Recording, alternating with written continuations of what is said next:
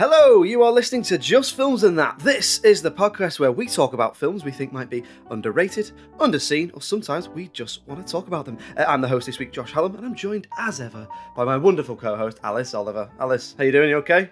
Yes, fabulous. Very well, thank you, Josh. And yourself? Yeah, very good, thank you. We've got a bit of a special guest this week, haven't we? Once again, and a first as well. Bringing him in. Yeah. There is a first for the podcast. It is a first, first which we'll come on to. Kevin Gootee, how you doing, man? You okay? Oh, hello from the other side of the pond, kids. What's going on? Our first transatlantic guest. Pleased me to be the first. So, should we make all the American and English jokes first, or do you want to pepper them in throughout the episode? I'm a fan of sprinkling throughout. Yeah. No need to front load. We can get that later. As they come up naturally. Sorry about the old War for Independence back in the day. Don't worry. The better team won twice. That's good. And you guys continue to enjoy paying taxes to figureheads and going through that whole rigmarole in a couple of weeks with the king being crowned. But then again, you guys haven't had a king or queen rule the land in hundreds of years. But yeah, keep on paying taxes to them. It's always fun. Yeah, cool. And we've all got bad teeth as well, or whatever it is. Cool. There goes my ace in the hole. Damn it. Yeah, but to be fair, we get to run the Death Star apparently. So anyway, this week's film is The Founder, which is from, I want to say, 2016. Thereabouts, yeah. Yeah, thereabouts. So spoiler warnings if you've not seen it. So Kevin, you picked this one. You picked The Founder. So I did. Tell the guys at home a little bit about, rough estimation about what it's about and why you picked it for the podcast, apart from the fact that we asked to pick a film. I chose it because I remember reading a review for upcoming films that year. And I think it was in Rolling Stone magazine, which has really hit the skids. But anyway, neither here nor there. And I thought, oh, that's cool. Someone's doing a biopic on McDonald's founder, Ray Kroc. Michael Keaton's in it. Michael Keaton's fantastic in damn near everything he does. It comes out, I believe, late December. So right in time to get considered for the following year's Oscars. I go in and see it. About 2/3 of the way, the goddamn fire alarm goes off. No. They make us evacuate. I go, and you walk out, there's no smell of smoke or anything like that at all. And I go to one of the guys, I go, what's the story? What do you think? They're like, we gotta wait for the fire company to come back and see, you can come back or you can get like a ticket for a future one. I said, and there's a grocery store right next door. I said, I need a few things from the grocery store. I'm going to go there. I'm going to come back. I'm going to see what the situation is. I go there. I'm gone maybe 15, 20 minutes. I come back and the same guy's outside and you see people start to walk in. He goes, your timing could be more perfect. We're going to start in about 2 minutes. I'm like, great. Go back in, finish the film up, walk out. And I said, if this doesn't win at least Best Actor and Best Picture, the Oscars are continuing to be flawed and no one should ever take them seriously. And again, I haven't taken them seriously in a long, long, long time. And their track record proves why with the most recent crop of films. It's annoying what they think that is the best film and so on and so forth. And it was astonishing that there was no campaign for Keaton to win Best Actor, for Best Picture, nothing. And I walked out saying that film it's flawless. It's flawless because wow. I absolutely love it. You learn about, first of all, it's not Ray Kroc, which you think who founded McDonald's. It's two brothers in some podunk town in California. He then goes in as this, okie dokie salesman, milkshakes machine salesman. And then he metamorphosizes into this complete greedy corporate shyster and bilks them out of, I think the number was, did I write it down? I think it was a spoiler alert. They ask for, I think, 1% of future earnings for every year from there on out. And the number it breaks down to is he screwed them out of $125 million a year for X amount of years. So the transformation that Michael Keaton makes from this, grinding salesman on the road with a wife at home to corporate shill shyster, like I had said, who leaves his wife to marry someone else's wife and then creates a mega corporation it's an astounding story and an astounding acting performance by Keaton. And there is not one person I have met who said that this film is anything below an 8. So that is why I chose this film. It is criminally underrated. And anyone who has not seen it, I mandate they watch this. And then when they do, they go, you are 100% right. It is a sheer stroke of beauty. So you're going from this sort of underrated in the point of view of like it didn't get the hype and the awards and stuff that it deserved at the time. Right, exactly. And again, I don't know who was in charge of marketing. Did it get buried? Because I don't know if it was I'll do a quick Google here. I think for some reason it might have been a Harvey Weinstein production. Right. Let me look and see who the studio is. It says TWC at the beginning, the Weinstein Company. I was right. Because I saw the logo and I was like, oh, that logo looks familiar, but they were letters instead of saying the Weinstein Company. I wonder if they've sort of done a slight rebranding. Would this be around the time that everything sort of came out? Bingo. So, 2016. Yeah. It was. I think when the branches were really rustling with all the nefarious activity. So I think this was the beginning of the storm. But yeah, it's. And if I pull up 2016 Oscar winners, it's gonna infuriate me. So let me do that. Yeah. Right. Okay. So we're going for the sort of underrated point of view. So Alice, had you seen this one before? I had seen it. I'd sort of seen it as a bit of a fluke. So after we did, because Kevin, a couple of years ago, we did, what was it, Batman Returns that we did with Rosie? We did, yeah. So that, I'd never really been exposed, I'd never really been exposed to Michael Keaton before that. And I saw him in that, and he's not in it for very long, but I was like, oh, actually, he's really good in that. He's given a really convincing performance. So then I think one day I was literally just scrolling on Amazon, just trying to find something to watch, and it popped up a film with him in it that then was also based on a true story. And I love films that are based on a true story. For me, they've just got such higher emotional stakes, and I'm just already so invested because the thing actually happened. So I watched it and I thought it was excellent. And my husband told me that I needed to put it on my list for this podcast. But I didn't. But it wasn't on my list. But he was like, you've got to put the founder on there. It's definitely underseen. No one ever talks about it and all this. And I was like, and then you picked it and I was like, perfect. Now we're going to get a chance to talk about it. So yeah, I had seen it and I am a fan of the film. What about you, Josh? Did you see it? Oh, sorry, Kevin. I was just going to say, I'm looking at the award winners right now, and if this doesn't anger you, I don't know what will. The best actor was DiCaprio for The Revenant. Is this which 17 I turned off. then? Would it be 7? Yeah. That'd be 17. Yeah, that was when it... Oh, wait, you know what? Well, are they going to count that then? All right, so I guess it should be 2017. Okay, sorry. Moonlight, Best Picture. No one cared about that film after the fact. It was all right at best. That'd be the La La Land year then, wouldn't it? It would be the La La Land. Best Actor, Casey Affleck plays a drunk from New England. Surprise. Not much research going on there, kids. Sorry. That film works faster than NyQuil. So Moonlight won Best Picture. No one, again, it was okay. Let's not go nuts. Affleck won Manchester by the Sea. Stop it. That's amazing. Damien Chazelle won for La La Land. This is, again, insulting that those films trump this. Going back to what you say there, I have seen it before. Yeah, I remember watching it when it first came out on streaming, and similar to you, I just remember really enjoying it and thinking like, why are more people not talking about this then? So let's get stuck into it then. So Kevin, like we start off by what we like about the film. So break it down for us. What do you like about The Founder? I mean, wow. Let's. I've got notes as I'm accustomed to doing for my show. Let's see. I've never seen eating at McDonald's so romanticized until you've watched this film. Yeah, it's almost like food porn. I like the one lady in the beginning where he's sitting there having his burger for the first time, eating there, and the balls of the lady with her 4 kids like, can we sit here? Like, come on! I just want to eat by myself, not to listen to you. Be a mom and lecture your kids. This takes place a long time ago, by the way, in the middle of nowhere. When you see all white people working at a McDonald's, that's when you know. Or people you don't see people shooting up heroin in the bathroom at McDonald's. Those are 2 clues that this is fun.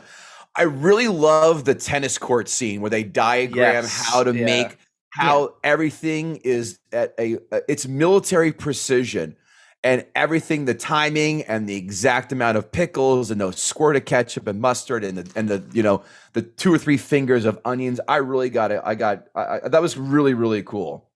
Now, it's funny. I got to crack. I cracked up like that. It's almost like the worst off Broadway play, watching people just stand around, spins around with burgers in their hand and do it over and over again. It's like, am I getting paid for this? Because this is dumb, just dancing around a tennis court where I'm seeing wearing a white hat. Anyway, I absolutely love how, again, I said before, he went from, again, shucksy kind of salesman trying to grind it out on the road to this evil genius, all because someone said, you got it all wrong. The money's not in the restaurants. The money's in the real estate. And that guy was BJ Novak, who actually ended up turning out the screw in the end anyways. He screwed everybody else. But yeah, I that transformation, you're like, God damn. Because every McDonald's you walk into, you see something that says Ray Kroc founder. You're like, oh my God, it's not even him. That's insane. I love that business model. Just kidding. The McDonald's shakes, by the way, how they went from full milkshake to the powdered stuff for a minute, and then back to the regular milkshake. By the way, I don't know about you guys. I haven't had McDonald's in a while because they're here in America, like Five Guys or these other independent burger chains are much, much better. Anyway, I went to my daughter with my daughter not too long ago, got a shake. The shake was crap. It was terrible compared to like when we were kids. I mean, I remember it as a kid being better. I guess I've grown up, but if they changed it, it's gotten worse. That's for sure. I liked, but it was like, oh boy, when he's laying in bed, or no, I'm sorry, he's in dinner. He's at dinner with his wife, and he said, just sitting there, pass the pepper. Oh yeah, I want a divorce. Like that is some just straight away. Some cold-hearted shit there. That was amazing. The sniper-esque precision on how he took the brothers out of the equation of them making money. And anyone who works in business, when he's sitting in that room when they're doing the agreement, when he's getting paid, was it $3 million? And he says, we'll just do a handshake deal. The lawyer, the McDonald's brothers lawyer should have said, can we curse on here or no? Yeah. He should have said, are you out of your fucking mind? We are not taking a handshake deal. You put that shit down in writing right now. There's no way we are walking out of that room without a contract that's ironclad saying that we're getting 1% of the gross sales from here on out. And that lawyer's just like, okay, handshake deal. Like, I'm like, no, that doesn't happen. Something had to have changed. They've got the lawyer from The Simpsons there, haven't they? Lionel Hutz, attorney at law. Phil Hartman. Oh my God, that's one of my favorite characters of The Simpsons. Too bad that he's dead. I loved everything about it.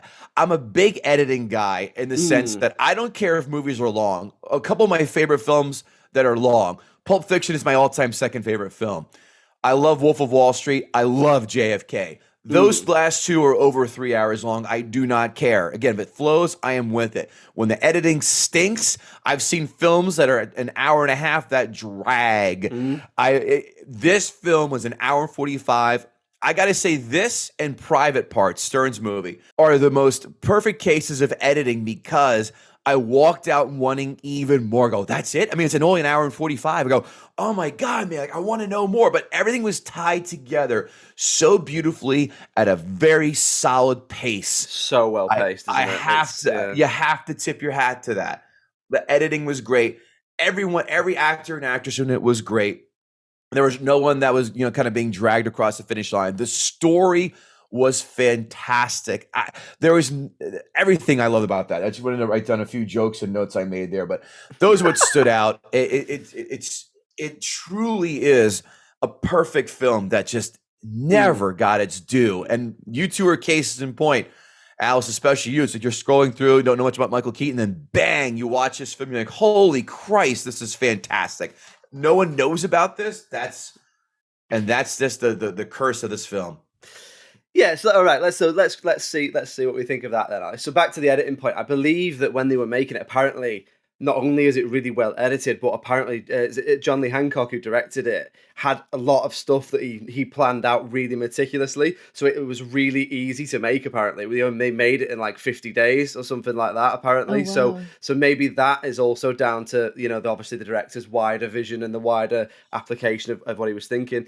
Just picking up on one. Oh, sorry, go on, Alice. That is so interesting, though, that you should say that, because the whole film, or so much about the film, is about how meticulously well planned out the creation of these burgers is, and that is some of the key to the success as well. Yeah. So you can kind of feel that sense of that meticulous kind of attention to detail and stuff within the actual story of the film itself, and then it being brought to life by the director who kind of is feeling that as well. That's very interesting.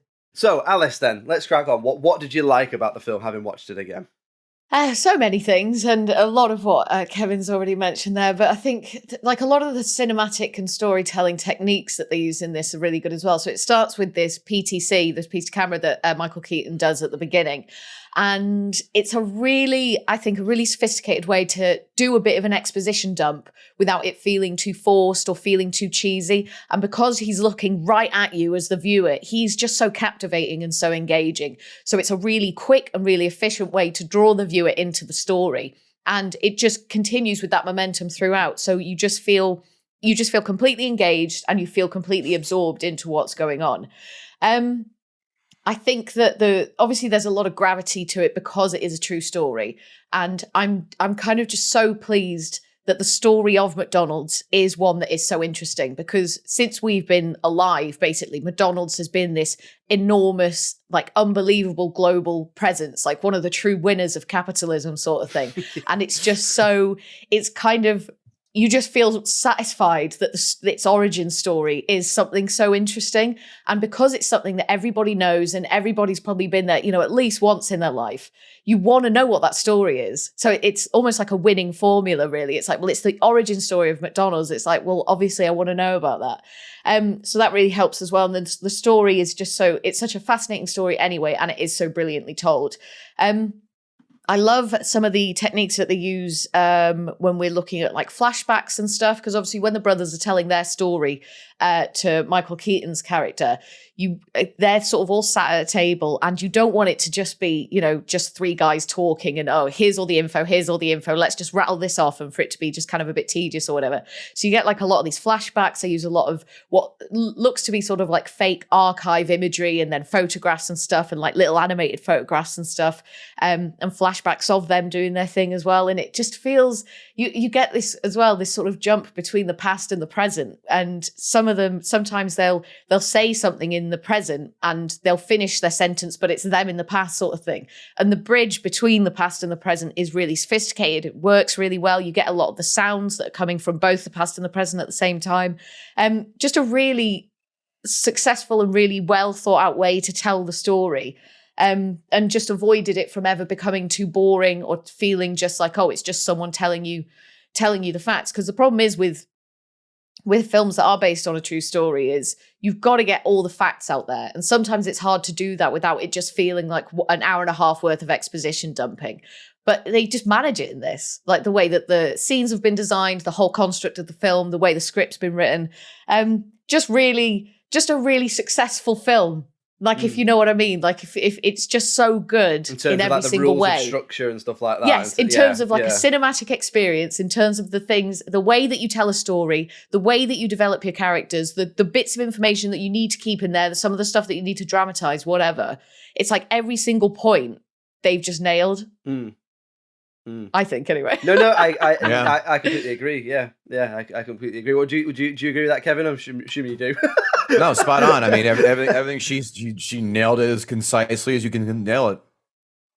Thanks. I'm not arguing with you. There's nothing to debate here. There's nothing to debate. We're all on the same page. You go, Alice. Good, thank you. What about you, Josh? What were some of the things that you liked about it? So same as you guys. So I actually enjoyed this. I'd seen it before, but I enjoyed it more for watching it for this. I remember the first time watching it thinking, yeah, enjoyed it. like, you know, perfectly good film. And this time, when I was watching it with a more critical eye, I really, really enjoyed it a lot more than I did even just the first time I watched it. So, like, it's actually technically good. Like, if you're studying a film in terms of film and in terms of film language and stuff, it's not just, oh yeah, I liked it because I like that sort of thing, or I like the story or whatever. It's actually a brilliantly made film. And I don't think, like Kevin says, there's no real debate about that. Well, it's hard to argue with such a well-structured film, isn't it? What could you possibly say about it? Because it's not overly long or anything like that. So, like Kevin says, it's a tight 1 hour 45-minute film, right? So, you know, for me, it's all in that execution, which you both already touched on a little bit. But for me, obviously, we've already said it's a well-structured and it's a well-told story. But I really like that exploration, a bit like what Kevin said, of the ability of money and power and ambition to corrupt someone. And what I really like about the film is it's structured to show that descent. It's almost like a descent into hell sort of thing. So when it starts, it's really colourful. All the music's really upbeat. It's really clear that it's in the 50s and that it's in that sort of like American dream era of the 50s, you know, with like roller skating waitresses and stuff like that. If you think of like an American diner or whatever, that's what it is. And then as it goes on, the music changes, it gets darker, the costume changes. At the end, when they finally have that meeting before he speaks to one of the brothers in the bathroom, it's basically black. Like, it's like everyone's wearing dark clothes and stuff like that. And obviously that idea of the way that they play around with colour and lighting and music, it's not, you know, it's designed to show that descent, you know, that this man being consumed by his ambition sort of thing. So I really like that. Like you said, Kev, really loved a lot of the editing. I've got it here about the scene with the tennis court with the chalk. I absolutely love that. So do those guys in the scene, do they already work for them, or have they hired like actors or friends to figure it out? Yeah, they have to. They have to have been paid, because I'm not sitting there prancing around pretending I've got a pickle tray in my hand and dodging a guy who's got the hot fries coming through. I'm not doing that for on the arm, kids. That's not happening. Like the worst improv class anyone's ever been to. Well, improv's already inherently known as being the worst, so that's being redundant by saying the worst improv. So I love that scene. There is something to the way the film is structured and the way it's made that's quite comforting. Like you say, Kevin, it makes McDonald's food look like you think, oh, I want that burger. I'd love to eat that. So I love that. And then let's talk a little bit about the performances, because Michael Keaton is brilliant in this. Because I think that the genius of casting someone like Michael Keaton in this is that he is so likable. So you sort of root for him, and then you don't, and then at some point in the film you realize that he's moved from being an ambitious guy to a corrupt businessman sort of thing, but you still sort of like him because he's Michael Keaton and he's really likable, right? Would you agree, Alice, or do you know what I mean? Oh yeah, definitely. And you do, because when it starts and all that, and you know, the film is really good in sort of creating a lot of sympathy for him. It's like, oh, he's on the road a lot, you know, he's away from his wife, he's trying to sell these machines and it's not going anywhere. So then when he starts getting a bit of success, you're like, oh yeah, good for you, Ray. Like, you really sort of root for him with that. And then it goes a bit dark and it twists a bit, and you're like, holy shit. And then you're like, oh God. And then you have this bit of a turmoil as the viewer is like, am I rooting for him? Am I not rooting for him? Even though ultimately, you know, he must have succeeded, because McDonald's is still very much around today. Because there's the thing with it, isn't it, that he seems to really believe in the idea. He seems really taken in the structure that the brothers have created and expanded it to the point where he sells the franchises to his friends and gets really pissed off when they don't do it the way that they're supposed to, right? So that's really good. But then at some point, he just becomes entirely corrupted by the structure and the franchise. And it seems to be when he meets the BJ Novak character. It's like that guy comes in like the snake with the apple. It's like, why don't you make it all about real estate? And then before you know it, he's the guy at the end. One other thing I wanted to make sure I clarify too is that as much as he turned into that snake in the end, as you just said, Josh, you also root for Keaton because you see him and you're going, these two morons can't see the vision that I see. They're too pig-headed and stubborn. There's money to be made. And he kept pushing that envelope every time, and they kept shutting him down, going, no, no, no. So yeah, he does screw them hard. And that part, it's like, all right, you should have broken him off the 1%, dude. But you also root for him to go, no, man, these guys are too short-sighted and too dumb not to have that vision. Fuck them. I'm going to go do it myself. So at the same time, there's that duality of like, I'm rooting for him, but what a piece of shit. You know, it's both of that for me. Until in the end credits, you're like, oh, what a real douche he was in the end. But throughout, though, you're like, I see where this is going, but again, I'm in business and sales, so it's like, no, these two dummies, these two hillbillies, hicks, aren't just seeing it. No, go do it, make it big, make everybody rich, even though they're too dumb to realize they're about to be made rich. So the duality really also is something that grabbed me. Do you know how accurate this is to the real events? I don't. No. I would debate about getting the book, which I should. Yeah. The Ray Kroc autobiography, I'm sure will be very skewed because I did see that on Amazon. So I said if I wanted to do that, I would just watch The Founder again instead of read the book. So I would love to see if there is in fact a kind of down the middle. History of the McDonald's franchise. If that's the case, I'm all in. I'll grab that in a heartbeat. So the only thing I do know is that one thing I read was that apparently it wasn't as bitter. So the sort of split between the brothers and Ray wasn't as bitter. Apparently, what happened was, so one's Dick and one's Max, the bigger guy. That's John Carroll Lynch's character, isn't it? So he took it really badly, but in a more like heartbroken, upset way, and never really responded. Whereas Dick apparently was quite glad to just be rid of it, and allegedly they weren't mates, but there was an animosity between them to the degree that it shows in this film, to the point where Dick apparently ate the billionth hamburger or the 50 billionth, whatever they made. There was a ceremony, eat the billionth hamburger or something, and that was Dick, because Mac died a long time before Dick. I think one died about 20, 25 years before the other, and I think in that time he might have sort of softened to the idea, even though he did absolutely shaft them.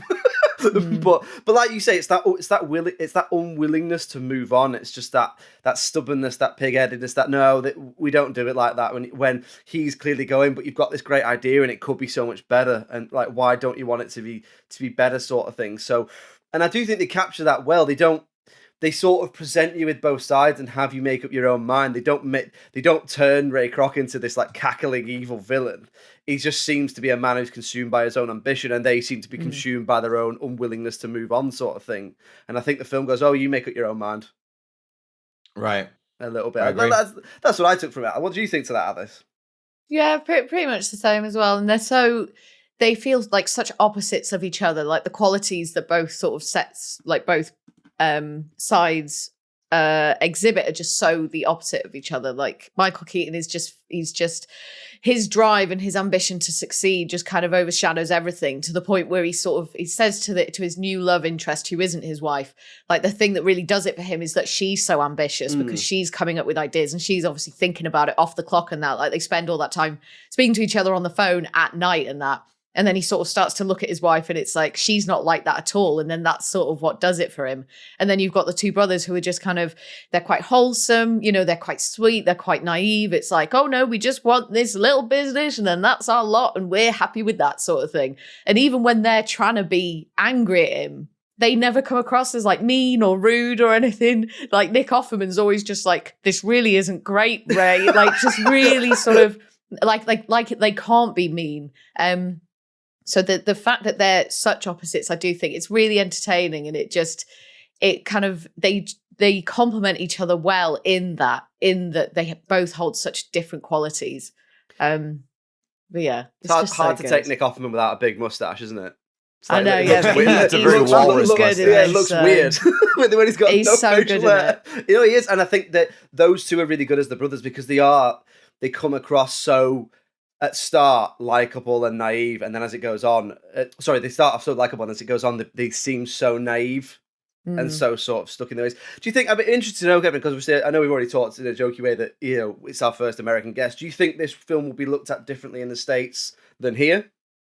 I don't see how it could be viewed differently in different countries. I think all of the themes that we have just talked about, everything, it's a smooth transition. There aren't any kind of discrepancies.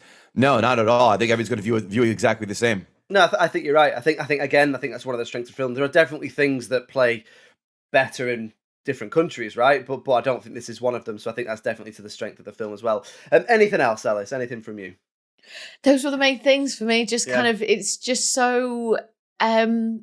it's such a positive like viewing experience in general from every element of it, like the music, the visuals, the acting, the script, the direction of it, like just nailed it. Like just almost a perfect film. I wouldn't quite go as far as Kevin then saying that it is the perfect film, but it is almost a perfect film. And as a piece of cinema, like if you were going to study I think this would be a great one to study for students to kind of get an idea of this is how you write a script. This is how you bring a story to life. How do you tell a story through film sort of thing? Exactly. If you're not using massive special effects, if you haven't got like these huge A-listers running around, and if you're not just going to spend like millions and millions and millions of dollars on something, how do you keep your viewer engaged? And this is how you do it. Yeah, there's no big CGI characters in there like a Thanos or something. No. What's going to happen? The Burger King's going to come in and Thanos snap away McDonald's? Is that what you're looking for? Anything else from you, Kevin, in terms of what you like about it?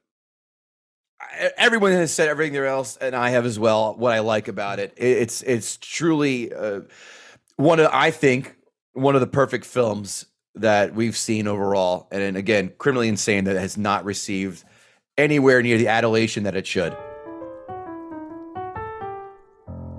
Okay then, so we'll move on then to talking about anything that we perhaps would change about the film or that we didn't like about the film. Now, I don't think this is going to be the longest section of the podcast we've ever done based on what we've all said, but is there anything for you, Alice? Is there anything you didn't like or that you'd change? So there are just two things that I noticed. So the first one is when Ray sees that sort of concept image of the golden arches in the McDonald's thing. It's like they're sort of just in the office having a conversation and he sees it. He's like, what's that? And it's like, oh, it's the golden arches and all this. So that it just kind of felt a bit like really forced. It was just like, oh, we need this moment to happen. So how about he just sees the picture? You know, it's a catalyst that we need to get from A to B, and I get that, but it just felt a little bit lazy compared to the rest of the film, where I think the storytelling is all very strong and really sophisticated. And the other thing as well, and I've already touched on how difficult this is, but when you are interpreting something from real life events, obviously certain things just have to happen. Certain bits of information just have to get out there. So with like BJ Novak's character, it's all just like, right, we need to pivot from what this was to then what it became. So it's like, well, how about this guy literally just turns up, says the thing, and then it's done. And that's it. And you don't sort of see that bit doesn't feel authentic. Like maybe it is, maybe that is exactly how it happened. But it's literally just, oh yeah, BJ Novak just turned up, told us what to do, we did it. And then now this is why it is. But again, you need to hit these certain beats. Otherwise, you're going to miss out major points of the story. So I get it. But in terms of how the rest of the film handled things in a much more sophisticated way, they were just two things that I noticed that sort of stood out a little bit for me. Conveniences. Like it's just, oh yeah, convenient that he just happened to be there. Oh, I work in finance. I know exactly what you need to do. I'm going to give you some advice and this is going to change your life sort of thing. But apart from that, no, like there was nothing general about it where I could say like, this was bad, this needed work, whatever, blah, blah, blah. Like it was just, it's a really strong film, I think. What about you, Josh? Was there anything that you would change and didn't like? So it's not really anything that I didn't like. I think, I suppose one thing you could say about the film, and it's difficult because if it's a true story and this is how it happened, then that's how it happened. But it is a very male-orientated film. So there's two primary female characters played by Laura Dern and Linda Cardellini. I suppose I'd maybe like to have seen even a little bit more about how his behaviour affected, particularly his first wife, because there must have been more to it, because I believe in real life they had a child and stuff together. So I'd be interested to know more about that. But on the flip side, well, it's set in the 50s and it's about men. So I suppose how do you make it more...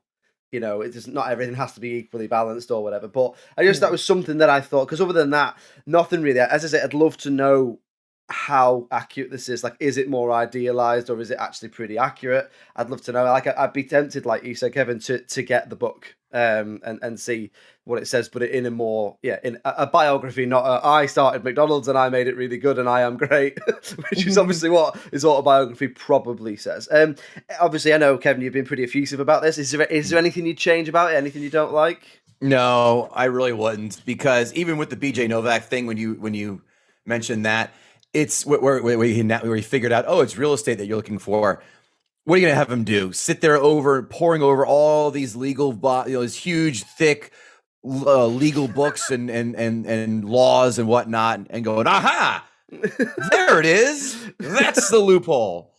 I didn't mind it. It was a real subtle, like, all right. It wasn't, as we do on our podcast, Gutting the Sacred Cow. It wasn't something that warranted a "that doesn't happen" moment. So I was fine with that. I think everything was good. Again, now watch a book come out. Watch a right down the middle tell all come out, and just completely prove that this film is horseshit in the sense of all the happenings. And we had Mike, again, back to my podcast for a second. We had Mike Price on, who writes for The Simpsons. He came on, he did Argo. He came on, he did JFK. He said the JFK book that Jim Garrison did on the Trail of the Assassins is all horseshit, in which that inspired the film. And he went on to go prove there were certain things, or say, I can't say he proved because he wasn't there, that certain things that happened for the JFK assassination didn't happen. That's the same thing I'm looking for here. Unless it's like an avalanche of evidence were to come out and say that this is all bullshit, it's going to take a lot of that. And I still love JFK despite some of the mistruths. It's going to take an absolute, onslaught of falsities to come out for me to say, I don't like it as much as I used to. So I really can't nitpick. And I can't think of anything that just kind of took me out of it or annoyed me. Everything was just precise, military precision, just like those goofballs dancing around a tennis court with fake trays in their hands. Okay, well, let's move on then to talking about the critical reception in the box office, and then we can sort of decide what we think is if it is underrated or underseen. So, have you seen any of the critical reception or anything, Kevin, or have you kept it, kept away from it for this? Have I seen anything from of critical reception? Yeah, so we tend to cover IMDb and Rotten Tomatoes, and then we work out an average because that tends to show you a general ballpark figure. Do you know how it did critically at all, apart from the fact that it didn't win awards, or do you not really know? I remember the reviews I've read were fantastic. And by the way, it's tomatoes. It's not tomatoes. Let's get that out there, guys. you Brits and your words, you're wrong. Aluminium. Another one. It's not IUM. It's UM at the end. You goofballs. Rotten Tomatoes has as 80 and 82, which I think is low. I want to know why the ones who gave it the low review gave that low review. That is mystifying. I'm just curious. Yeah, so I'm looking at it right now. 200 fresh reviews, 49 rotten. Oh, shut the fuck up. I wonder what do they say? Like, what's their criticism of them? Like, is it, I just don't like McDonald's? I'll read you 3 blurbs. I'll read you a couple of them. Just very one sentences. John Lee Hancock's The Founder is a perfect movie for a country that has chosen a vapid brand for its chief executive. Wrong. That's someone with an agenda. Go fuck yourself. Next one. Hancock once again avoids digging into his subject with anything approaching a critical eye. Wrong. Bias. I don't know where you see that because he proves that Keaton's an asshole. Fuck you. Next one. For all his posturing about the man who founded McDonald's, The Founder isn't about much anything at all. Wrong. There's no mention of the corporation's rap sheet. A cursory glance reveals innumerable instances of the fast food giant's malfeasance on a global scale. Again, people with agendas. Shut the fuck up. That's not the story. That's not what the film's about, though. We can have a film about that, but that's not like. It doesn't have to be a 10-part epic about everything McDonald's has ever done wrong. Yeah, it's about this one specific thing. They're not pretending that's not happened. Oh, here's another one. This one is also annoying. The Founder shows us how Ray Kroc became a success, but skirts telling us the cost of that success and the end results. It wants us to have its quarter pounder and eat it too. A, your shitty attempts of humor, or like all critics, are awful. B, what do we want? A profit and loss analysis of every McDonald's story? What do you want? No, wrong. Everyone here has an agenda. This is why critics are all jerk-offs. I cannot stand them. And of course, you listen to our podcast, you know we love making fun of them and all their blowhardiness. It irks the shit out of me. We've touched on it before, so obviously our whole thing is underrated, underseen films. So we were quite common, like you say, unpick what they're saying and be like, that's not they will pick things that aren't a reason to dislike the film. We did one once. What was it, Alex? And the person said, "This is not the Matrix." Like, yes, it's not. Was it Johnny? Was it Johnny Mnemonic? Was it Johnny Mnemonic? Wow, that was before. That film was terrible too. The soundtrack is banging, but the soundtrack is. But the point is that's not insight, is it? Is to say this is not another film. Yeah, it's not this. Or there was one. There was one as well that just said, it didn't say this verbatim, but it was something like, "Oh, I don't really like Chris Evans." And it's like, well, okay, but why? Can you give reasons? Like, is there a problem with his acting? Is there a problem with his facial expressions? Is there anything? It was just so vague, and it's like, well, yeah. As a critic, you can't go into a Chris Evans film and be like, well, I just don't like Chris Evans. Like, so I don't like the film. You know what? You don't know the review. I don't watch movies that have Ben Stiller in it or Jack Black because I fucking hate them. So why would my opinion be valid for those films when I'm a known unabashed hater of those two actors? So exactly, why would they go? They're coming off because they don't like McDonald's. What are you, Dave Thomas's grandkid? The guy who founded Wendy's. Yeah. Oh, you see right through these charlatans. The worst people. Okay, so let's look into this then. So as Kevin's already said, at the time of recording, the critics on Rotten Tomatoes give it 80%. The audience give it 82%, and on IMDb it gets a much lower 7.2 out of 10. Ooh. Now that averages out at 78 or 7.8, which I think that's low.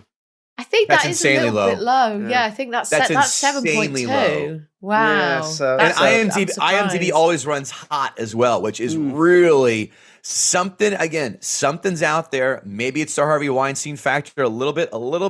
Maybe Michael Keaton bangs someone's studio head's daughter. I don't know. But for some dumbass reason, people have a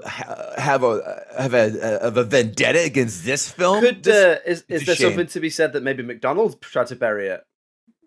Could be, maybe. But I don't know. It doesn't. I don't think it makes McDonald's. I don't think it. They don't attack McDonald's. They attack Ray Kroc. It's not super size, is it? So no, exactly. And again, if anything, this is free publicity for McDonald's because look at the way every person eating a McDonald's meal, it's romanticized. Like I said before, it's amazing, food porn. Doesn't it? It's food porn. You're not going there and getting the half open container of barbecue sauce in your to-go bag as you go through the drive-thru. You're not having that lady who sued for hot coffee burning her in there as well. It's one big love letter. It's one big, again, love letter to McDonald's. So I don't think they would try burying it because it does nothing but advertise. It's free. It's an hour and 45 minutes of free advertising. No, it is. Yeah, and it also, I think so. Sorry, Alice, go on. Sorry. And I think it does humanize it a bit as well because obviously McDonald's it's so easy to just think they're just this massive evil corporation where it's just profit. People are getting underpaid, they're bringing down the rainforest, they're putting shit in our food, whatever it might be. So then to learn actually it does stem from very humble beginnings, from just these two guys who wanted to make good quality burgers and make them quickly. That does humanize it all a little bit, and it makes them seem less like these sort of crazed capitalist monsters, because it was just that Ray came along and happened to do that, and he happened to be there at the right place, right time sort of thing. So I think it's a positive. It's definitely overwhelmingly positive about McDonald's, I think. Obviously, there's a lot of terrible things you can say, as is the case with many massive corporations who have so many members of staff or whatever. But yeah, I think it's mostly positive. Yeah, really. And also it makes a point of, like, even with that tennis court scene, of really lingering on the sort of groundbreaking way that they figured out how to make a burger in 30 seconds or whatever. So I think you're probably right. I think it isn't critical of McDonald's. It's sort of quite just telling you how it happened. So what we're saying then, I think that's generally saying 78% average. That's underrated, right? Absolutely. I think that is a little bit underrated, and I think as well you could say that this is underseen. Oh, here we go. Well, so do you know what? This is the bit that shocked me, actually, because IMDb, Rotten Tomatoes, whatever it is, people put their opinions out there, whatever it may be. So that's just numbers. So people can hate it, people can love it. It can be dragged down or pushed up depending on whatever. You've only got to look at what happens when these people on the internet target certain films and go, I really don't like that because of whatever reason. But box office, suppose, doesn't lie, right? So this did worldwide. It only made, according to Box Office Mojo, $24 million. Oh, I knew it was low. I didn't know it was that low. That's God. I mean, if you think about the cast, the subject matter, $24 million. I mean, that is probably not even its budget. I mean, I don't know the budget, but judging by it, like we said, there's no big car chases in it or whatever. But there's, it's probably maybe that's what it's missing. But no, $24 million worldwide, considering the subject matter and who's in it. I think because you got to bear in mind he's coming off the back of Birdman in this as well. So when he made this was like, he'd been nominated for his Oscar, and it was like, what's he going to do next? Oh, it's a film about McDonald's. So it says on Google, $15 million production budget. Right, okay. Box office opening weekend was $3.4 million. Oh my God, that's a colossal bomb. That's so low, isn't it? The first thing that comes up, because I just had a look then, the first thing that comes up that if you type in the founder budget is an article titled "Why Did the Founder Flop?" So I guess it still made money, but it still made money. I mean, so let's say the budget was 15 and made 25. It's $10 million. I mean, you have to account for marketing in there. Let's say another, I don't know, 4 or 5. I mean, it still made money. I mean, I'm sure Keaton probably took a low salary or just maybe points in the end, but that is criminally low. So there we go, underrated and underseen. Yeah, I mean, hey, I'm proud to say that part. My $12 or $13, whatever it was, is part of that. It's a large percent of that with an intermission. Yes, absolutely. With an undeserved, unexpected intermission. Yes. Brilliant. Well, there we go. Another underrated and underseen in the bag. That's a double whammy. So that's good. So Kevin, where can our listeners at home? Where can they find your stuff? What have you got out there? Oh my God. You can go to Gutting the Sacred Cow podcast.com to find out where to catch us. But listen, any podcast platform possible, and that is, of course, Apple, iTunes, Google, Spotify. And here's a 30-second elevator pitch. We invite guests on, like Josh, to pick a film they find overrated or hate and trying to convince us to see their argument. But here's the twist. The film must meet one of these criteria: widely beloved, critically acclaimed, or a financial success. So you can't come on and go, well, Friday the 13th Part 8, it's a real piece of shit. Yeah, we know that. So we give people who have unpopular opinions about our most popular films a platform. So for example, Josh did Borat. I failed. I think I failed. Yeah, it's miserably. It's still hilarious. Other people have tried to come on, and like the last few weeks, we've had people come on and try and take down The Game with Michael Douglas. Oh yeah, the Fincher one. The Sound of Music. I'm editing. Come on. I've never seen The Sound of Music. I'm about to watch it today, and we're taping right now. Dead Poets Society. People have come on and tried to do Jaws, Back to the Future, Avengers Endgame.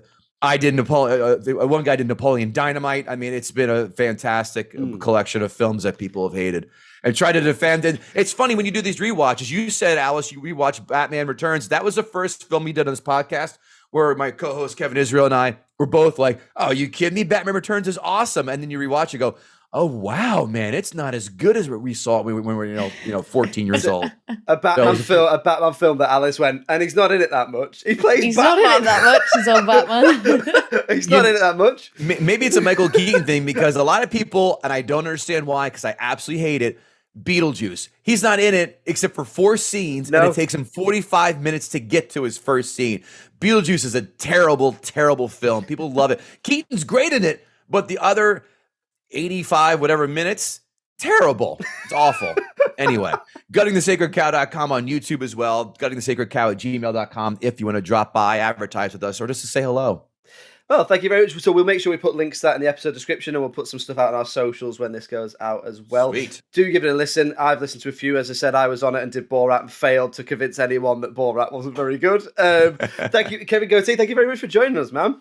Oh, thanks you too for having me. This is awesome. I'm glad we finally got to do it and give the founder a little bit of a light that it deserves. So there we go, another guest one in the bag and another underseen and underrated film. Check out The Founder because I think we've done it solid there. I think we've given a good account of it, but it is well worth a watch. It's a great film.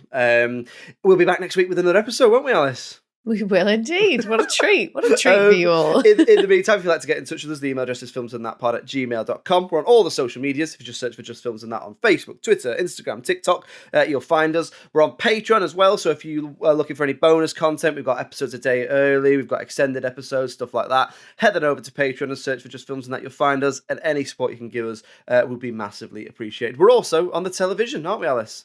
We are indeed. Every Friday from 6 p.m, you can find us on the local TV network. So if you live in Birmingham, Bristol, Leeds, Liverpool, or the northeast of England, you can find us on Channel 7 on Freeview. Or if you live in North Wales or South Wales, you can find us on Channel 8 on Freeview. We also upload all the videos to Dailymotion. So if you go over to Dailymotion and type in Just Films and That, you'll be able to see what we're up to. And that's every Friday from 6 p.m. on your local TV network. Yes, lots of ways to hear us, see us, and thank you very much for listening. We will be back next week with another episode. It's goodbye from me. Cheerio! Bye!